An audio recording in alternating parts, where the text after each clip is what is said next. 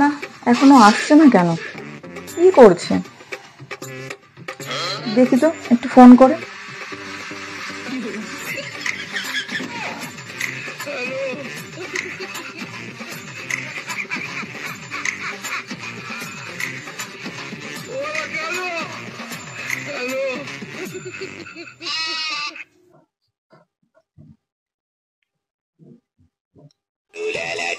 এই যে ও ফোন করেছে। হ্যালো। হ্যাঁ বলো সোনা। হ্যাঁ, তুমি আসছো না কেন এখনো? আমি তো তোমার জন্য ওয়েট করছি, তুমি তাড়াতাড়ি চলে এসো। আর একটু অপেক্ষা করো সোনা, আমি একটু অফিসের কাজ করছি বুঝেছো, কাজটা শেষ করেই আমি আসছি। কি বললে?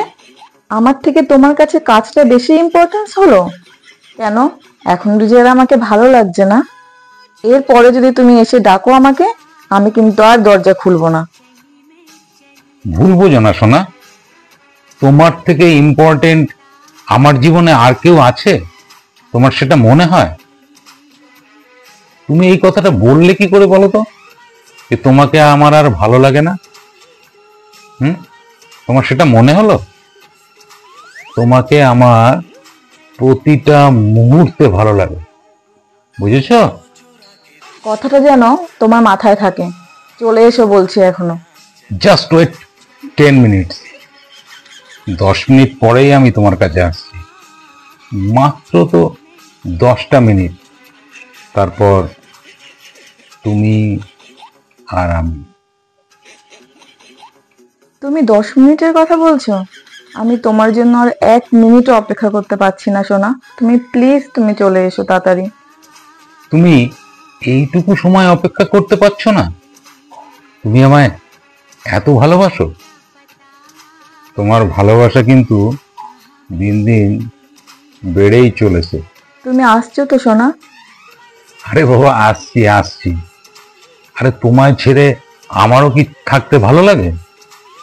কিন্তু কি বলতো, ওই তোমার পাশের ফ্ল্যাটের বৌদিটা না, আমি গেলেই কিরকম আমার দিকে ফ্যাল ফ্যাল করে তাকিয়ে থাকি। হ্যাঁ, আমার না ঠিক ভালো লাগে না, আর একটু ভয় ভয়ও করে যদি কোনো ঝামেলা টামেলা হয়। তুমি এত ভয় পাচ্ছ কেন সোনা? তুমি তো অন্য কারোর কাছে যাচ্ছ না, তুমি তো আমার কাছে আসছো। আমার কাছে আসতেও তোমার এত ভয়? যদি তুমি ভয় পাও, তাহলে প্রেম করাটা ছেড়ে দাও। আরে আসছি আসছি, তুমি যতক্ষণ আমার সাথে আছো, যতক্ষণ আমার পাশে আছো, আমার আবার কিসের ভয়? জাস্ট ওয়েট, আমি আসছি। হুম। ভালোবাসা হলো বিন্দু বিন্দু শিশিরের মতো, যার কপালে জোটে সে হলো গিয়ে ভাগ্যবান।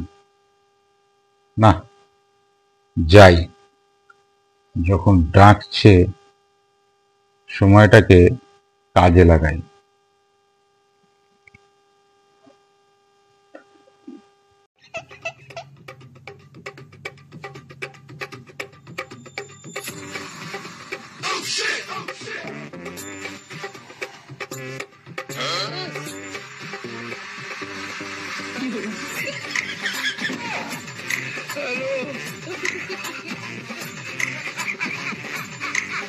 হ্যাঁ বলো, এত ডাকাডাকি করছিলে কেন? তো রাগ করছো কেন সোনা? নিশ্চয়ই কোনো কারণ আছে, এই জন্য তো আমি তোমাকে ডাকছিলাম। আরে আমি তো একটা অফিসের কাজ করছিলাম ফোনে। তুমি জানো না, তুমি বিছানাটাকে না সুন্দর করে ঝেড়ে দিলে আমি ঘুমোতে পারি না।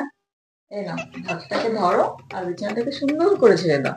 আমি এই জন্যই তোমার কাছে আসছিলাম না, আমি জানি তো আসলেই কিছু না কিছু আমাকে দিয়ে কাজ করাবে। একটা সাধারণ বিছনা ঝেড়ে নেবে, সেটাও ঝাড়তে পারো না। নাও সৌ।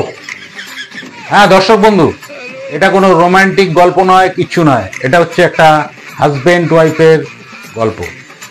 দুজনের টাইম পাস হচ্ছিল না, তাই দুজনে দুই ঘর থেকে বসে অন টেলিফোন কথা বলছিলাম। আর ভিডিওটা যদি ভালো লেগে থাকে তাহলে অবশ্যই লাইক, শেয়ার এবং কমেন্টস করবেন। ও হ্যাঁ, সাবস্ক্রাইব করতে ভুলবেন না।